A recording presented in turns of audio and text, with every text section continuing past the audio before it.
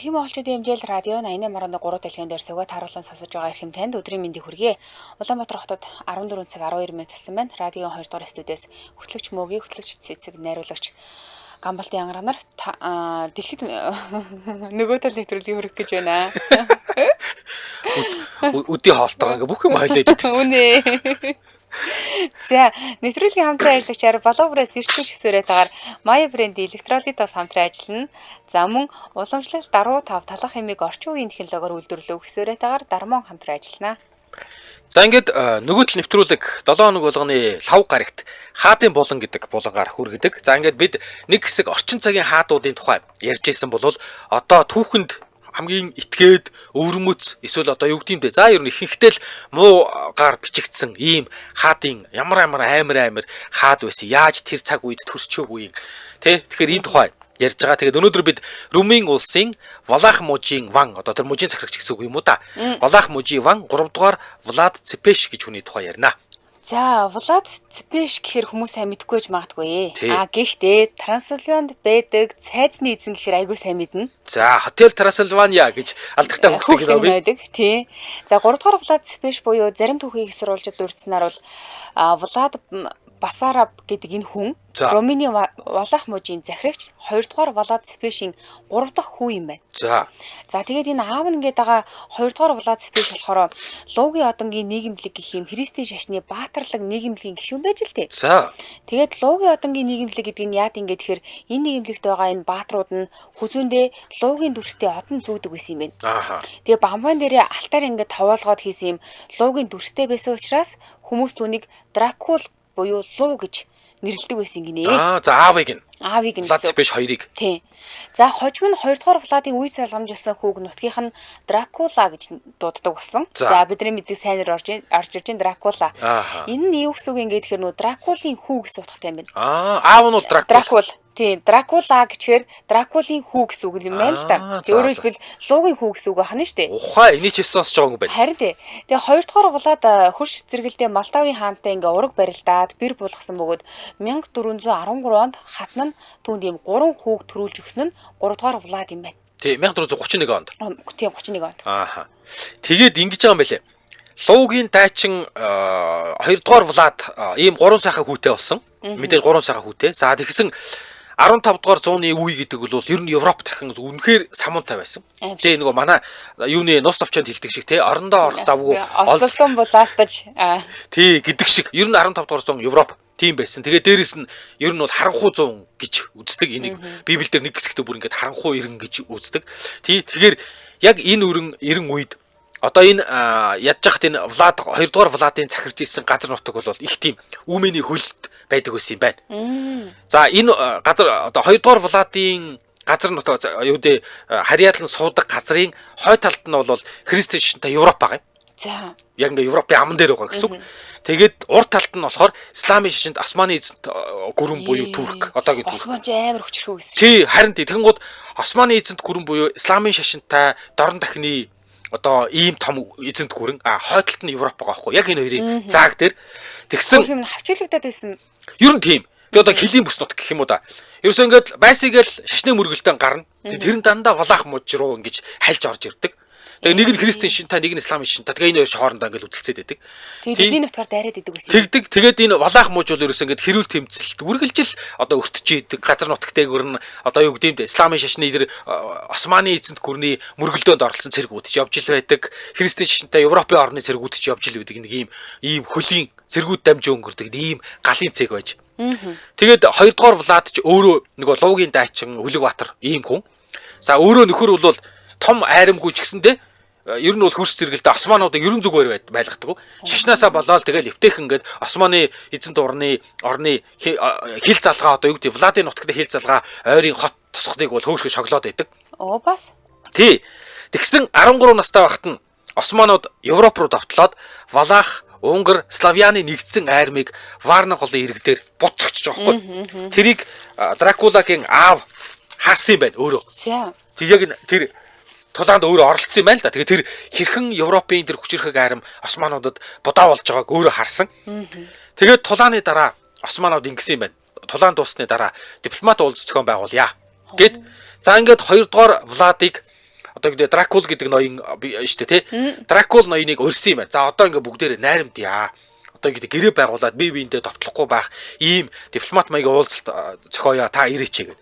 Тэгэнгүүт 2 дугаар Влад ноён ер нь юмыг аж мэдхүү. Ер нь бол Европод тэр үед османуудыг бол маш эргэж буцснаа хэлсэндээ хүрдгүү. Ер нь жоохон барьцгүй хачим нөхдүүд гэж үздэг байсан юм байлээ. Тэгээд 2 дугаар Влад ноён юмыг аж мэдхүүгээд том хүүгээ ууган хүүгээ гэртээ үлдээгээд нөгөө угсаа залгамжлах буюу өөрийг нь залгамжлах ууган хүүгээ гэртээ үлдээгээд 2 баг хүүгээ дагуулж явсан. Дунд хүү баг хүү буюу одоо Дракулаг ахтай намд дагуулад уулзалтанд очсон. Яг дээдлийнх нь ах. Тий. Тэгсэн чинь османууд дипломат ёсыг уландаа гიშгээд нөгөө захирагч ноёнч хүүхдүүдтэй намд шууд ослоод авчих жоохгүй. Манайхаар бол нөгөө багалзуур эдий гэж өрөөд алах гэж идэгтэй л ижлээ. Аа. За тэгсэн чинь ингэсэн. Османууд нэг их худалгүй 2 дугаар Влад ноёныг суллаад явуулсан юм байна. Одоо аавыг нь явуулсан гэсэн үг шүү дээ. Харин оронд нь нөгөө 2 хүүг нь Валахын зүгээс үл тотлох барьцаа болгож авч үлдсэн. Одоо нөгөө хүүн нэг өсөндөө барьцаа 2 хүүн барьцаанд орчлоо гэсэн үг байхгүй юу? Хэрвээ энэ хугацаанд Валахууд Осман руу ингээд шууд довтлчих юм бол барьцаанд байгаа 2 хүүгийг шууд алах нь шүү дээ. За яг ийм түүх манай нөгөө хүнөөгийн түүх төр бас харагдчихэдэг шүү дээ тий. Бид нар аяа сайн мэдээ. Модын шаны нөгөө хүүгээ хурс зэрэгэлдээ юу ч явуулсад ингээд барьцаанд явуулсан тийм ээ. Тэгэхээр нөгөө удам залгах ирээдүйн том ноёныг барьцаанд авах нь баг ийм нөгөө хаасайгүй л байсан үзэгдэл юм шиг болж таарад байгаа. Энэ тэндгүү л байсан. Манжид хүртэл манай том ноёны хүү Бээжинд байсан тий. Тэгээс чанаад идүүлчдэг. Гонгээ царан дээр тавиад ингээд толгойг харуулдаг ч үлээ дээ. Тийм, чанцсан байдаг ч үлээ, яатсан байдаг ч үлээ. Толгойг тастаад хүүхэн толгойд тастаад царан дээр тавиад харуулсан байдаг ч үлээ дээ.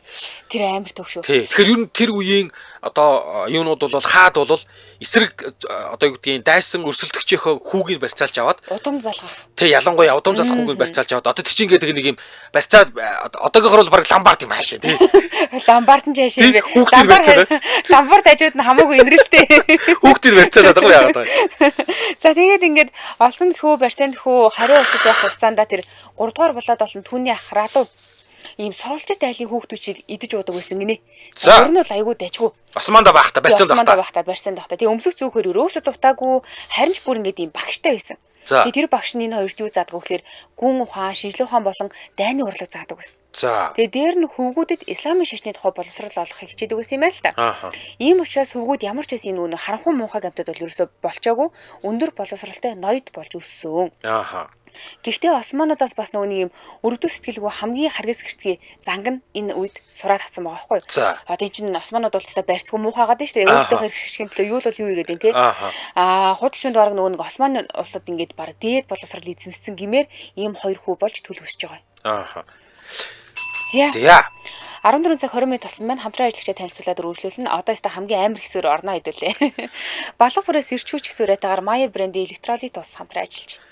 За анх худалдаанд гарснаасаа амт нь ерөөсөө өөрчлөгдөөгүй. За тэгсэн хэрнээ эрдэс минералууд нь байнга нэмэгдэж байгаа ийм ус. Тэгэд электролит ус гэдэг нь электролит ус гэдэг нь юу вэ гэхээр ер нь бол зүгээр энгийн ойлголтоор бол баг хорсоол маягийн шингэн сайн өгдөг. Гэхдээ хорсоол ч юм бол уухаж яах тийм таатай биш шүү дээ. Тийм онцгой амт. Баг ингээд дав сахар хоёр холцохоор чинь нэг юм. Баг ингээд хорлог авсан үед хорсоол уу гэдэг. Хорсоол уухаар буцаага баг тэрийг бөөлчих гээд идэг. Үгүй амтнаас нь болоод. Тийм. Ер нь бол ярин зүгээр электролит ус гэдэг бол бидний гэрийн нөхцөл хийсэн хорсоо шиг. Гэхдээ энэ бол маш гоё уухад таатай цэвэр ус. За энэ ус болохоор герман технологи түүхийд материалыг олон улсын стандартад нийцүүлэн тоног төхөөрөмж бүхий үйлдвэрт савлсан. Тэгээ гүзээлцгэнтэй лайм болон лимон жимсний зөөлөн амттай витамин С-гээр баялаг, нүүрс ус, калори илчлэг агуулаагүй уухад маш таатай гэж байгаа. За тэгэхээр миний хувьд болохоор нөгөө нэг спортоор хичээлээд идэг хүмүүс маяг сонгуул илүү зүгээр санагддаг байхгүй яа тэгэхээр энэ электрод тий их хөлрөөд хөлсөөрөө хамаг микро эрсцүүдэд алдчихж байгаа шүү дээ. Тэгээ алдчихж байгаа учраас энийг нөхөх шаардлагатай болно. Нөхөхдөө нэг тийм таагүй амтаар биш ийм гоё амттай тэгээ дээрэс нь витамин С-тэй ийм усаар нөхчүүл зүгээр хамгийн гол нь илчлэггүй гэдэг байгаа нь бас таалагдаад байна. Дээрэс нь ер нь хараа ингээд юу ядг гинэ. Би юу ядг гэсэн тамиридэд сурдаг бах та. Тэр одоо гэх ийм олон гоё ус байсангүй л дээ. Цэрэтлээ усуудаг хөлрөө тэгээд цэрэтлээ сүүлдээ бүр ингээд бүр цэрэгээд байдаг байхгүй. Тэгсээр нь ам цангаад байдаг гэсэн ядаргаатай. Тэгээд цэрэтэл уугаад хахаар шээсүрээд байдаг. Тэгсэн чи сүүлд нь тэрийг ингээд нөгөө нэг хоол зүүчээс асуусан чинь харин яг ийм үед л жинк электролит ус уух хэвээр. Яагаад гэвэл энгийн ус уугаа таны юу чинь тайлхдахгүй шүү дээ. Шингэнээ нөхөж чадахгүй гэсэн үг гэдэг. За тэгэхээр хамгийн богино хугацаанд биеийн алдагдсан шингэний нөхдөг бөгөөд 500 мл электролит ус уух юм бол 1000 литр энгийн ус уусандаа тэнцвүү шингэний нөхнө гэж байгаа байхгүй. Тэгэхээр Тэгэхээр энэ бол яалтчгүй тамирчдад айгүй чухал. За хамгийн бас нэг чухал зүйл нь бол алкогольтой хамт хэрэглэхийг шаардахгүй гэж байна. Ааха. Биеийн шингэн доктортой байснаар маргааш нь судас нарийсаж цусан хангамж муудахгүй, хортохгүй байх нэ. За ингээд бүх дэлгүүрүүдээр, хүнсний дэлгүүрүүдээр, зах, томоохон сүлжээ дэлгүүр таны хажууд байгаа жижиг хүнсний дэлгүүрт хүртэл байгаа. Илүү дэлгэрэнгүй мэдээллийг 777155-9 8869 4849 гэсэн дугаараас авах боломжтой. Facebook-ээс Maya Water-ыг хайх юм бол аль биесны хуудас нь гарч ирээд бид нар тэндээс мэдээллийг авах боломжтой. Манай нэвтрүүлэгтээ балга бүрээс эрч хүч хэсвэрэтээр Maya брендийн электролит ус хамтран ажиллаа. Баярлалаа. За баярлалаа. За бид хаадын булангаараа юуны бидний мэдгээр бол Дракула буюу цусрагч Дракулагийн дүр байдаг. Гэтэл тэр хүний яг бодит дүр нь Влад Цепеш 3 гэдэг ийм ван байсан байгаа. Бид нэр одоо Дракулагаас цус ордог амар муухай гаргал мэддэг шүү дээ. Тэр хүний түүхийг одоо яг бодит хүнийхэн түүхийг ярьж байна гэсэн үг. Ер нь бол Европын түүхчид Османууд буюу одоо өнөөгийн Туркууд гэсэн үг. Тий, Османууд манайхан зарим газар нь бол Европууд болохоор Отоман гэж хэлдэг. Тий. За тэгээд Османч бай, Отоманч бай ингээд нэг л улсыг хэлээд байгаа одоогийн Туркийг. Тэгээд өсвөр насны хүүхдэд ийм харгас хэрцгий аллах хүч хэрхийлэл байнга харуулж яснаас болоод одоогийн шинжлэх ухааны гэдэг сэтгэл зүйн хэлээр бол тэр Османд ингээд барьцаанд байсан ах トゥ хоёр ийм сэтгэц мэдрэлийн хувьд цочролтой одоо травматай гэж хэлдэг. Тийм болцсон байна гэж одоо эргэж Европын төгсд үздэг гинэ. Тэр Влад Цепеш яагаад тийм амар харгас байгаа, яагаад тийм өрөвдөх сэтгэлгүй байгаа, яагаад тийм хорон бусдыг алгахтаа одоо юу гэдэг баргалд нэгсэндээ баг таашаал аваад байгаа юм би. Тэр бол ингээд нэгдүгээр юуны османчуудын одоо барьцаанд байсан, хоёрдугаар тэдний тэр хүмүүс алж байгааг багасаа харж өссөн, хүмүүсийг тамалж алж байгааг харж өссөн. Энэ бол хүүхдийн сэтгэл зүйд ингээ нөгөө сэтгэл зүйн гэмтсэн жоохон байгаа шүү дээ. Мэдрэл нь гэмтсэн ийм гэмтэл юм байна гэж үздэг юм байлээ. Тэгээд Влад чинь 4 жил Османы барьцаанд байсан. Энэ хооронд төрсөн нутагт төрийн хэрэгэл гарсан байна. За ингээд ноёд нь аавынх нь одоо доор байдаг ноёд нь урваад аавынх нь эсрэг бослоо дэгдээгээд хоёрдугаар Владислав гэдэг нөхөр засгийн эрхийг гартаа аваад тэгээд хоёрдугаар Влад Ванг одоо за хаанч гэж болно. Хоёрдугаар Влад Ванг том ах нөгөө үлдээсэн Туркууд очиж уулзахдаа Османууд очиж уулзахдаа уугу хөгөө үлдээсэн нөгөө Мирчатан хамт хоёул ингээд алдсан. Ингээд төрийн эрхэл гарч байгаа байхгүй юу? Яана гэр бүлэр нь тий. За ингээд Владын 2 хүүж 3 хүүтэй уухан хүүг аавтай намд алаа иччихад хоёрдугаар Владислав гэдэг төрийн эргэлтээр тэгсэн 2 баг хүүг нь алах гээд хайгаад олоогүй. Тэгээ нөгөө хоёр нь болохоор Османд барьцаанд байсан. Баг барьцаанд явсан зүв болсон юм юм би тий. Хэрвээ байсан бол тэгээд гуруулаа ингээ хөөс төвлөрлөө шүү дээ аавтай. Тэгээд энэ Валах гэдэг нутагт бослог хөдөлгөөн гараад одоо юу гэдэг төр эргээд хоёрдугаар Влад алагдсан тухай мэдээ Османы эзэнт улсад ирсэн юм байна. За ингээд нөгөө юунд байсан барьцаанд байсан 2 хүүд нь ингээд аав чинь том ах чинь ингээд алуулчлаа. Төрийн эргэлт гараад Владислав гэдэг ийм хүн одоо аавын чинь оронд хаан болсон гэсэн баг. Тэгэн гут юу байсан нөгөө нэг барьцаалж исэн Османууд чинь за нөгөө Османууд чинь ингээд байнга аав нь ингээд довтлоод шүү дээ. Хоёрдугаар Влад чинь тэгсэн нөгөө довтлоод байдаг Влад нь ингээд хүүтэйгээ хам төрийн эргэлтээр ингээд байхгүй болоод алуулсан. Тийм болохоор 2 хүүгийн шууд барьцаанаас суулаад явуулсан. Та хоёр одоо яваа. Аюулгүй гэж үзээд байна. Тэгсэн. Одоо бол энэ тэгтээ одоо энэ хоёрыг аав нь байхгүй 2 хүүхдийг авцарч хадгалаад яах вэ? Барьцаа ямар ч нэмэр байхгүй. Өөр хүмүүс төрийн эрхэнд гарчиж байгаа юм чи. Ингээд Османууд юу байсан? Энэ хоёрыг явуулахдаа за энэ хоёр очиод ингээд нөгөө нэг турк хэл мэднэ гэдэг юм уу те? Манай соёлыг мэднэ. Тэгэхээр том болоод ирвэл бид нартэй одоо юу гэдэг холбоотон болж магадгүй гэд нөгөө хоёрыг чинь бүр явуулахдаа эхлээд явуулах гэжсэн сүулдэ бүр цэрэг дагуулж яваад тэгээ аваач тэр Валах гэдэг нутагт нь очиод буцаагаад төрийн эргэлт хийгээд нөгөө 2 дугаар Владислав гэдэг нөхрийг чинь хөөж хаяад ингээд 3 дугаар Владыг аавынх нь оронд буцаагаад юу болгоцсон? Хаан болгоцсон. Ван болгоод тэгээд чи манай холбоотой шүү. Зөө. Ааха. Одоо өстө нөгөө барьцаанд байсны хэргийг баг гаргана ухааны юм болж байгаа юм шүү дээ. Тий. За ингээ хэдэн жилийн дараа Владислав цэрэг цуглуулан эргэж довтолсон. Нөгөө нэг юм чи хөөгөө явуулсан. Тэр дор нь алахгүй явда гэхгүй юу? Эргэж довтлоод 3 дугаар Владыг түлхэн унгаж өөрөө хаан болсон байгаа. Тэгээ 3 дугаар Влад нутгаасаа дөрвж зугцсан байна л да. Одоо манай Дракула гэсэн үг шүү дээ. Тэгээд Молдовт очингуудаа ээжийнхээ хамаатнууд дээр ингээ толгой хорогдож исэн юм байна. За. Тэгээ тэндээ ингээд 4 жил амьдэрсэн юм байна л да. Тэгтээ тэгсэн чинь бас нөгөө амьдарч исэн чинь Молдавт нь яаж яахт нь бослог гараад нөгөө захирагч нь алагдсан. Нөгөө толгоо орж исэн. Тий, толгоо орж исэн одоо Молдавын захирагч. Ингээд 3 дугаар Влад Молдаваас цухтаангуудаа Трансилванд очиж толгоо хорогдож эхэлсэн байгаа байхгүй. За ингээд 1456 онд 3 дугаар Влад 25 настай байлаа. Өнгөр болон Валахын зарим ноёдын дэмжлэгтэйгээр орон нутаг даяар явангуудаа би бол Дракулигүй Дракула. Та нарын хууль ёсны эзэн байна гэд амар их цэрэг зөвлөж байгаа. Тэгээ Владиславын эсрэг тэмцэл өрнүүлсэн. Одоо нөгөө эргэж ирэнгүүтээ өөрийг нь хөгөөд явуулчихж байгаа аавынх нь орыг дахиад авчиж байгаа хүнийг дахиад хөгөө явуулсан гэсэн үг байхгүй. Ингээд их тулааны суурь тавигдсан гэж хэлж болж байгаа юм л да. Тулааны талбарт Владиславтай улаан халз тулгарнгуудаа түүний толгойг өөрийн гараар авсан. Ингээд Владиславын талд тулалдж исэн тэр нөгөө урвцсан цэргүүд байгаа шүү дээ. Тэдний бүгднийг буулгаж аваад эзэн ноёноос урвсан гэж ял тулгаад эцгийнхээ болон ахыхаа өшөөг аваад тэгээ бүгдийг нь харгас гэрцгийгээр шийтгсэн байгаа байхгүй. За энэ шийтгэлийг оноох үед 3 дугаар Влад Цепеш гэдэг юм хоч авсан. Цепеш гэдэг нэр биш юм байна тий. Нэр биш, хоч юм байна. Ер нь бол нэр нь 3 дугаар Влад шүү дээ. Одоо хоёулаа нэвтрүүлэг хэлэхдээ 3 дугаар Влад Цепеш гэж танилцуулаад тий. Тэгсэн энэ Цепеш нь хоч. За Румыны хэлээр бол энэ шорлогч гэсэн утгатай. За шорлогч. За яагаад ийм хоч авсан гэхээр дайснуудаа цаазлахдаа бөхсөөр нь гадсанд шорлож алдаг гэсэн. Гадас зоож жогоод бөхсөөр нь шорлоо тэрийг нь баг амар нь гаргаж ирнэ гэсэн үг шүү дээ. Энэ аргыг Влад Османчуудаас сурсан. Харин тийм гэсэн Османчууд амар хүн тамалдаг. Амар тамалдаг байсан гэсэн. За гэхдээ энэ Османчууд биш дээ. Тэр үед тэгэл ерөөсөө л ер нь л амар байсан юм. Тий. Тэгээд за мэдээж ингээд хаан ширээгээ эргүүлж авсны дараа 3 дугаар Влад дотоодын тэмцлээс сэргийлсэн. Ер нь бол ингээд нөгөө аавах нь эсрэг бослог гарч исэн учраас хизээ нэгэн цагт эргээд миний эсрэг бослог гарна гэж нөхөр бол тооцоолсон баг. Тэгээд ер нь бол өөрийнхөө харьяа том ноёдыг бүгдийг устгахыг гişийдсэн. Тэгэл нөхөр бол өөрийнхөө одоо улс орны буюу тэр нутгийн томоохон ноёдыг бүгдийг нь 2 дугаар Влад ер нь тэр нутгийн их ноёд 2 дугаар Владиславыг дэмжиж исэн юм байна. Тий, за ингээд тий, тэгэнгүүт 2 дугаар Владислав гэдэг аавыг нь алсан, төрийн иргэнээс түлхэж унагсан. Тэгсэн 2 дугаар Владиславыг дэмжиж исэн гэдгийг нөхөр мэдчихэд тэгээд ер нь бол юу байсан? Эхлээд шууд бүгдийг ингээ бариад алчиж чаддгүй. Тэгэнгүүт нь юу байсан бэ? Османуудын аргыг хэрэглээд бүгдээр ингээд за одоо ингээд бүгдээрээ одоо юу гэдэг дэвтэй нартай амьдарцгаая. Би ингээд хаан болсон. Одоо ингээд бүгдээрээ сайхан баяраа хийе. Гээд ингээд том баярын хүлээн авалт найр хийгээд тэгээд бүгдийг нь өрсөн бай. Тэгээд нөхдүүд найранд ирсэн хүн болгоныг одоо их том толгой ер нь бол тэр 2 дугаар Владиславыг дэмжиж исэн ноёдуудыг бүгдийг шууд найранд түрээд өртөнд барьж аваад тэгээд бүгдээр ингээд яг тэр муухай том гацсан дээрээ шорлж алсан.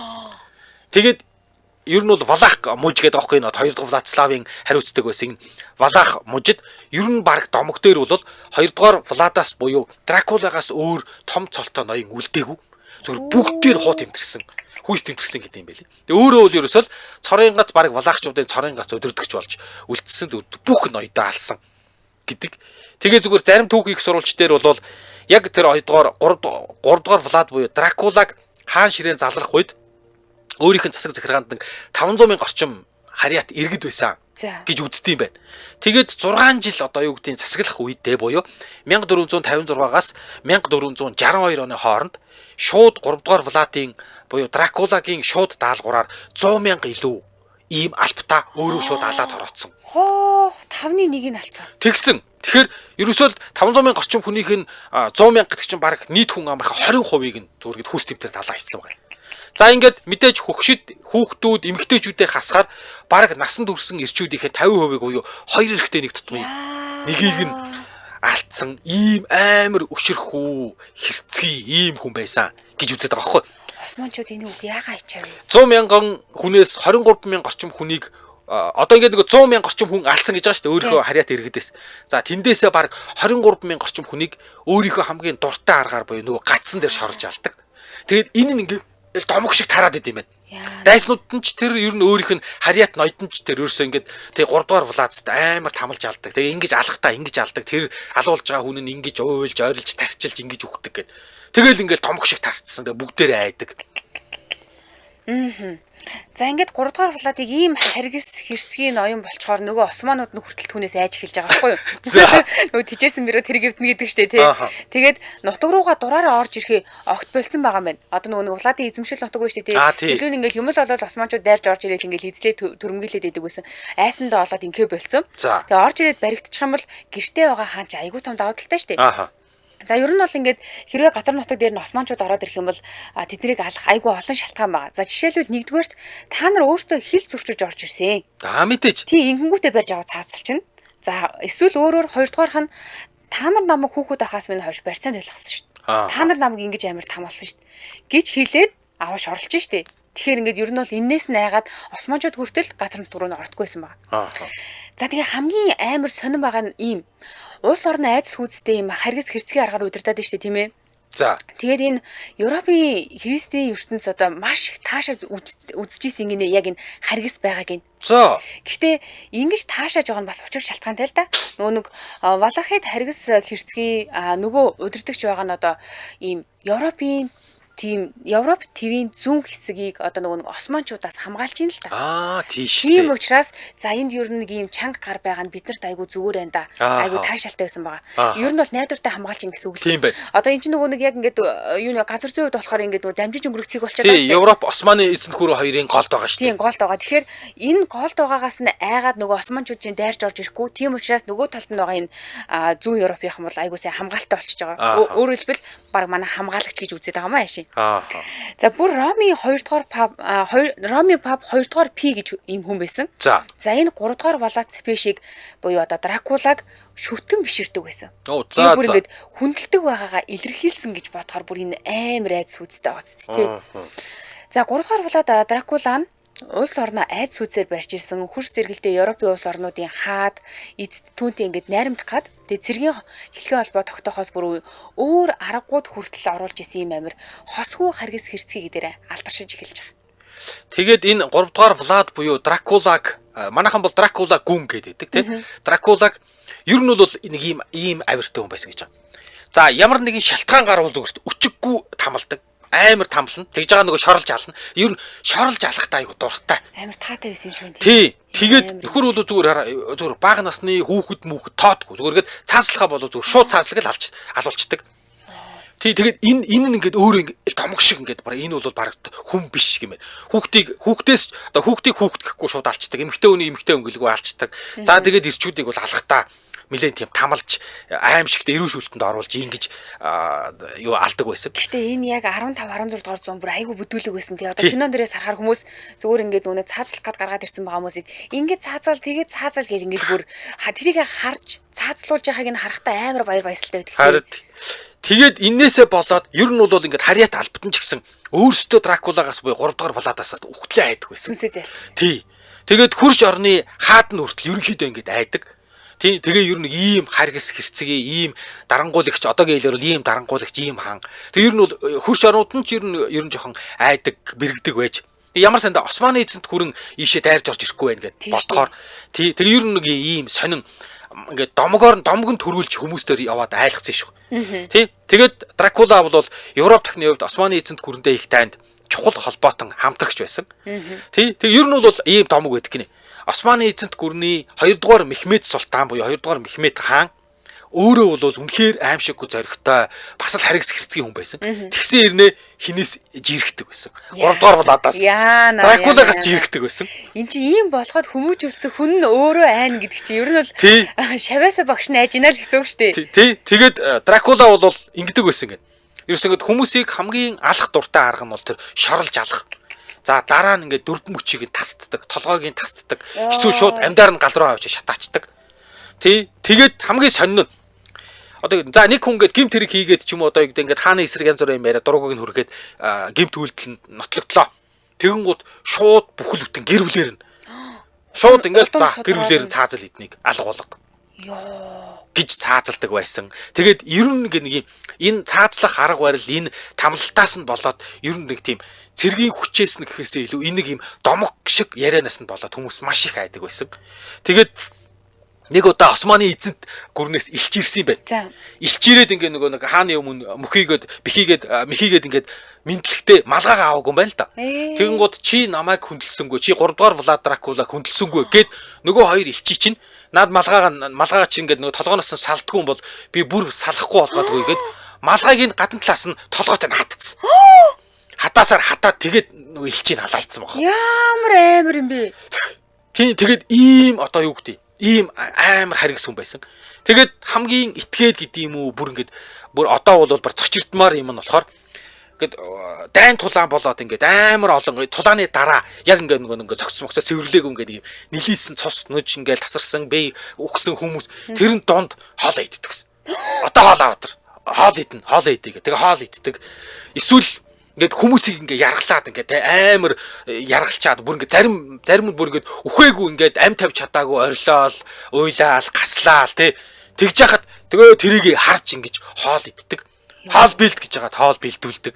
Тэг ийм байсан. Иннээс нь болоод хүмүүс ерөнхийдөө яагаад Дракула гэдэг тийм амар дүрээр гараад байгаа юм хэрэг. Ерөөсөл Дракула гэдэг чинь баг амьд хүн бишээ. Энэ үл зүгээр гэд амилцсан чөтгөр гэдэг ийм утга бол энэ амар хачин характер, энэ амар харгас гэрцгий авираас нь болсон гэдэг юм байна. Тухайд валаахын нийслэлийн төв талбайд ингээд ийм ориглууртай булаг байдаг байсан юм байна л да. За. Тэгээ тэрийг ингээд янзалж тогтжуулаад ийм цэвэр алтаар усан ориглуураа хийсэн юм байна. За. Тэгсэн зарим хулгайчид бол ингээд нөгөө ийм хулгайлах бодол байгаад байгаа байхгүй юу? Гэхдээ хинж зэрлэгээр хороогдох худам судраараа бүгдээрээ шатаатахаас яагаад энэ алтнаас нь хүртэл юрөөсөө хулгайлж зүрхэлдэггүй байсан гэж байгаа байхгүй. Тэгэхээр иргэдийнхаа зүрхэнд бүр ингээд шар ус сурулсан ийм амир дарангуулагч байсан. За бас валахт ирсэн гадаад ийм юуны худалдаачны мөнгөн зоосыг хин нэгэн хулгаасан юм хэрэг гарчээ. Тухайн үед. Тэгээ худалдаачин Влад Дракулад ингээд гомдол гаргасан юм байна. За миний мөнгийг хулгайлчлаа тавуулаад өгөөч гэд. Тэгээ түүний цэргүүд хулгай хийсэн этгээдийг олж баривчлаа төв талбайд шорлон дарчлааж исэн юм байна л да. Тэгсэн чинь нөгөө Влад Дракулагийн тушаалаар худалдаачинд ингээд нөгөө хулгайч чинь шууд нөгөө төрөвчин ингээд майгээд өгж байгаа байхгүй юу? Тэгээд нөгөө худалдаачин төрөвчин төцөөлөө ингэж бүртгэжсэн аа нэг зоос илүү байна гэж хэлээд тэр зоосоо Дракулад өгсөн юм байна л да. Тэгсэн чинь нөгөө нэг Влад учир зүггүй баясаад инээж ингэнэ. За. Хэвээ үнэхээр сайн байна. Хэрвээ үүнийгээ хэлээгүй нэг зоосыг илүү авсан бол тэр хулгайчтайгаа чи хамт энд шорлуулах байлаа штэ. Амар. Тэгэхээр ингээд бүгд сүнсээ зайлтал ажисан байгаа байхгүй. Бүр зүгээр ингээд гаднаас ирсэн хүн сургийн сонсоод хэвээ сүнсээ зайлтал ажисан. За, бас ингээд гудамжинд өгөөгүй ядуу гуйлагч ингээд олон байгааг мэдсэн юм байна л да. Ерөнхийдөө ингээд эднийх чинь ингээд амар хэцүү үлбэрцэн юм арт юм ихтэй. Тэгснээр та нар энэ зовлон зүдгүүрээсээ салахыг хүсэж гинүү гэд нөгөө амар ядуу хүмүүсээс асуусан юм байна. Гуйлагчтаас гэсэн үг л дээ. Тэгээ үлбэрэг төгсөн хүмүүс ч угаасаа л тийм гэж хариулна штэ. Тэгсэн чинь хамгийн амар нь байшингийн бүх үе таалга цонхыг нь битүүмжилж ягаад гаднаас нь галдаад бүгдийг нь амьдаар нь шатаалцсан. Нөгөө ядуу хүмүүсээ. Ядуу хүмүүсээс ингэж салсан. Йоо. Тэр нөгөө нэг одоо ааваас нь урвсан хүмүүсийг шатаахта хэргэлсэн аргаа дахиж ашигласан гэсэн үг шүү дээ. За одоо бас нэг юм амар сонир цочирдмор мэд байгаа. Энэ бүр амар хүнцсэн. Нэг удаа нууц амраг нь Владыг хуурахыг оролдоод өөрийгөө жирэмсэнгээ ярьсан юм байна. За. Тэгээ Влад болохоор уг нь бол нууц амрагтай одоо ингэ хэлсэн юм байл та. Би чам дахиж анхааруулахгүй. Намайг хуурч болохгүй шүү гэж ингэж хэлсэн юм байна. За. Тэгсэн чинь нөгөө нэг нууц амраг нь одоо жирэмсэн гэдгээ давтаал хэлээдсэн юм байл та. Би жирэмсэн гэл. Тэгэнгүүт нь Влад хутаг авч шууд гизийг нь хүү татаж орхиод. За. Үгүй л ээ штэ. Би чамд хэлсэн штэ. Надаа худлаа хэлхий би дэвчдэггүй гэж.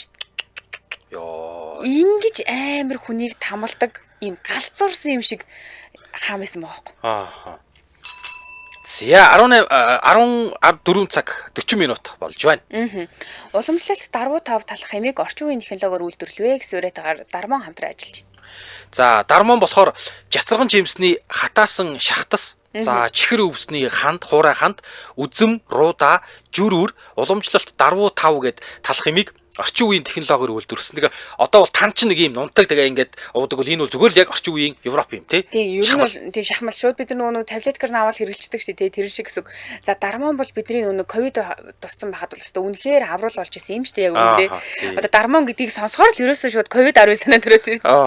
За Дармон гэдэг эмийн хувьд бол ханиалга намдаах, цэр ховхлох зорилгоор томоогийн үеийн муушигны өрөвсөл, гуурсан хоолой архаг өрөвсөл, тамхины шалтгаантай бронхитийн үед хэрэгэлдэг. За тамхи татдаг ханиалга ажиллаад байдаг цэртэй хүмүүс дармоныг уух нь. За анхааруулах зүйл бол эмийн найрлагадах аль нэг бодисонд харшилтай эсгээ эхлээд өөрөө шалгах хэрэгтэй. Эмийн завраас гаж нөлөө хориглох заалтыг уншаад эмч, эм зүйчээс заавал асууж хэрэглэх ёстой. За ингээд бүх эмийн сангаар байгаа 181883 гэдэг утас руу залгаж болно. Эсвэл Facebook дээр Mons Farm гэж бичээд сошиал осноор орж мэдээлэл авч болно. 181883 гэсэн дугаараас илүү дэлгэрэнгүй мэдээллийг авчихнаа тийм ээ. Манай нэвтрүүлэгтээ уламжлалт даруй тав талах хэмээг орчин үеийн технологиор үйлдвэрлэв гэсэн үрэтэйгээр Дармон хамтран ажиллаа, баярлалаа. За баярлалаа.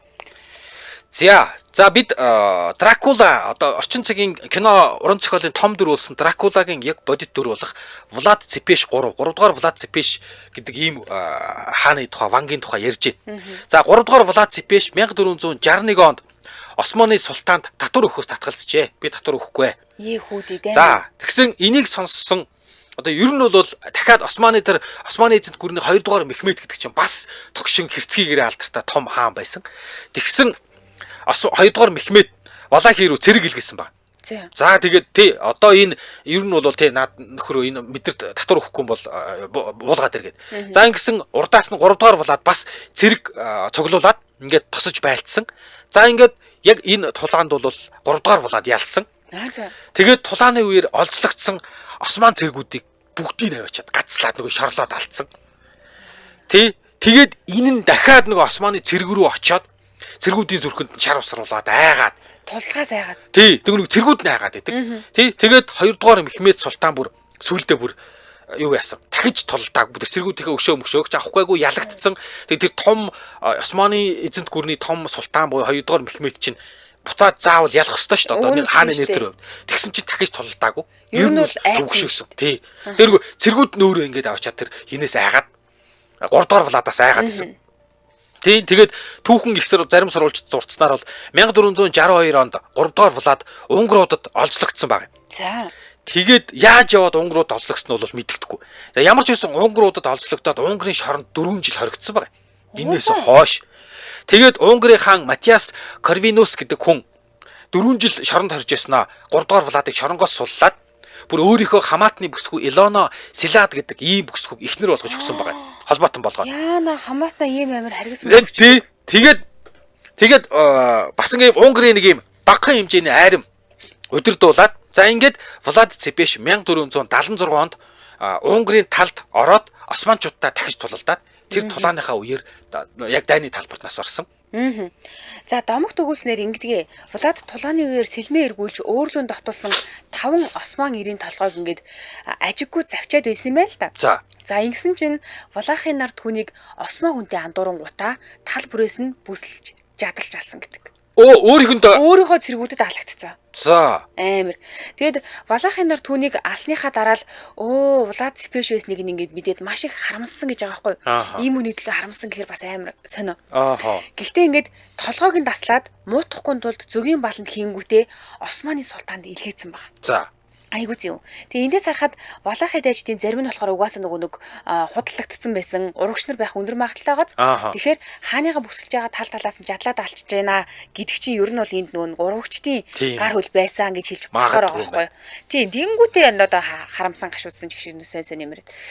За ингээд толгойг нь аваад явуулсан болохоор биеийг нь таньж мэдэх арга ерөөсөө байхгүй. Хараад ерөөсөө хин гэдгийг танигдахгүй шүү дээ. Тулааны дараа энэ Валахын зарим шудраг иргэд удирдагчийнхаа шарилыг буюу толгойгүй биеийг нь оршуулахар хайсан юм байна. За. Гэтэ хайгаад тэр олон зогцсон дундаас энэ бол манай хаан биш юм хаан гэдгийг таньж чадаагүй.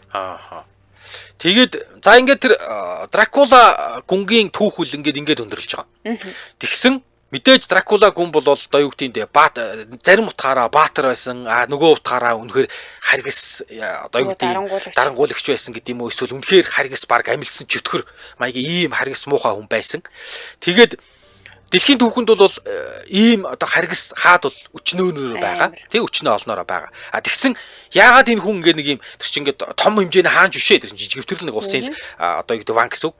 Тэгсэн Ирландын зохиолч Абрахам Стокер гэдэг хүн байж. Тэр хүн болохоор жүжигчний туслах хийж агаад сүүлдээ Лондонгийн алдарт Лисейм гэж театрын захирлаар 27 жил ажилласан. Тэгсэн чинь найзууд нь түүнийг Брам гэж дууддаг байж. Абрахамыг зарим нутагт бол Хийг нь хасаад Абрам гэж дуудана. Одоо бүр Эбрэм гэдэг болсон. Тэгээд тэгэнгүүтээ Эбрэмийг нь Эйгийн дуудахаа болоод сүүлдээ Брам гин одоо тэгээд Библийн одоо хүн төрлөختний баг эцэг шүү дээ. Авраам чинь тий. Тэгсэн чинь Брам Стокер гэж энэ зохиолч хүн ингээд нэг шин санаа хайж явсан чинь Зүүн Европын тухай ийм сонин хачин юм ярьдаг нэг ийм дорн дахны судлаачтай уулзжээ. Тэгсэн нөгөө хүн чинь ингээд юм ярьж хагаад Дракула гэж нэг ийм харгас, ийм сонин түүхэн хүн байсан гэж ярьсан юм байна. Тухайн бүс нутагта, тухайн цаг үедээ үнэхээр алдартай хөрш орнуудаа айлгаж чичрүүлж байсан. Өөрийнхөө иргэд тэр дайснуудаач тэр харгас гэрцгийгээрээ алдартай ийм ноён байлаа гэж ярьсан. Тэгэн гот хөөх наад хүний чинь тухай би зохиол бичиж гэсэн юм байна. За тэгээ Брам Стокер Ирланд хүн штэ. Тэгээ Ирландчууд нөгөө өвлөн угаас амар уртуулдаг. Тэгээ тэр өвлийн нөгөө оршууны чи ингээл нэг юм сүнс жүтгэр бууг те ичид гэдэг иймэрхүү юм ярьж өнгөрүүлдэг те. Тэгээ мухар сүсэг хар дом шившлэг бол Брам Стокер төстой нэг тийм таг энгийн ердийн зүйл байгаадсан байгаа байхгүй юу? Тэгээд Трансильвани ноёныг яг яавал хамгийн амар харагдуулах уу гэж аявих бодсон байгаа. Тэнгүүтээ өхөшгөө мөнхийн юм байна. Аим шигтэй юм байна. Тэгсэн мөртлөө боловсронгуй энэ үгүй боловсралтай шүү дээ. Тэгээд язгууртны дүрийг зохиож гаргаж ирсэн байгаа байхгүй юу? Ихэнхдээ Дракулаг аимшиг юм болохын тулд хүний цус сордог болсон гэж ингэж найруулсан байдаг. За, ингэж цус сорогчийн дүрийг уран зохиол оруулж ирснээрээ аимшигын уран зохиолын баг үндэс суурийг Брам Стокер гэдэг энэ хүн тавьсан. Мөн Дракулаг утга зохиолын готик урсгалын хамгийн сонгогдож жишээ болгож ирсэн.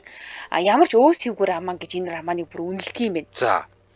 Тэгээ Брам Стокер романа дэглэхдээ дундад зууны аимшигт ноён Влад Цепиш тулааны талбарт үхээгүй гэж гаргадаг. Тэгээ харин сургаггүй алга болсон.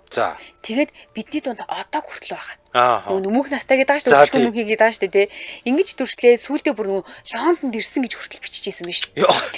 Айдаг хүмүүс зүгээр зүрхэнд нь шаруулсан хурмаар л. Тэгээ бас нөгөө талаас яг уран зохиол талаас хараад үзэх юм бол бичлэгийн хэлбэрэнд захидал, өдрийн тэмдэглэл, сонины нийтлэл, цахилгаан мэдээ зэргээр юм илэрхийлэгдсэн асуудлыг маш олон талын өнцгөөс нь харуулахыг зорьсон юм өрөмц бичлэгийн арга барилтай гэж судлаачид үздэг юм. Тэгээд энэ Брам Стокерийн Дракула гэдэг роман болохоор 1897 онд хэвлэгдсэн байна л да. Тэгээд энэ роман хэвлэгдээд орчин үеийн уран зохиол, за ялангуяа тэр уран зохиолоор дамжаад кино урлагт вампир буюу цус сордог ийм хүн байдаг гэдэг домгийг анх оруулж ирсэн. Тэгээд ерөөс хамгийн гол их сурвалж бол эндээс үүсэлтэй. Тэгээд ер нь бол энэ зохиол бол айдас, нууцлаг байдал, шашин шүтлэг, итгэл үнэмшил, секс, хүний ёс суртахууны хязгаарыг одоо ийм олон зүйлийг судалсан, ийм олон зүйлийг хөнддөг үнэхээр сонирхолтой ийм роман гэдэг. Тэгээд одоо ч гэсэн хаасайгу зарагддаг юм байлээ. Одоо тэгтээ надад нэг сонирхолтой байгаа юм. За, Брам Стокер бол яг ингээ суурийн тавьчлаа. Гэхдээ хөгжүүлсэн хүмүүс нь бас ямар амар хөгжүүлсэн юм бэ гэж бодсон.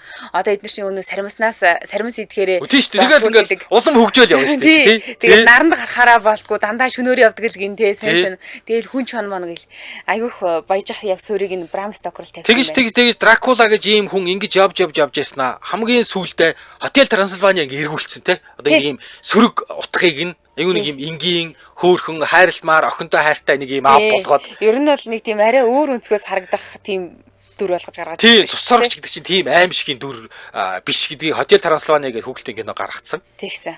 Тэгээ бас нөгөө нэг Twilight байна. Тэн дээр чинь цус сорогчт нь цагаан цус сорогчд байгаа тийм. За, нэвтрүүлгийн дөрөд өндөрлж ийн балуу бүрээс ирч хүч гэсөөрэтээр Maya брендийн электролит ус хамтран ажилласан. За мөн уламжлалт дарвуу 5 талах хэмээг орчин үеийн технологиор үйлдвэрлэв гэсөөрэтээр Дарма хамтран ажилласан. Баярлалаа. Сонсогчдоо үргэлжлүүлээд 15 цагаас радио мэдээг үйл аван сарын 15 цаг 10 минутаас элдв шипийн нэвтрүүлгээр эргээд уулзъя. Баярлалаа мөгийнхаа. За баярлалаа.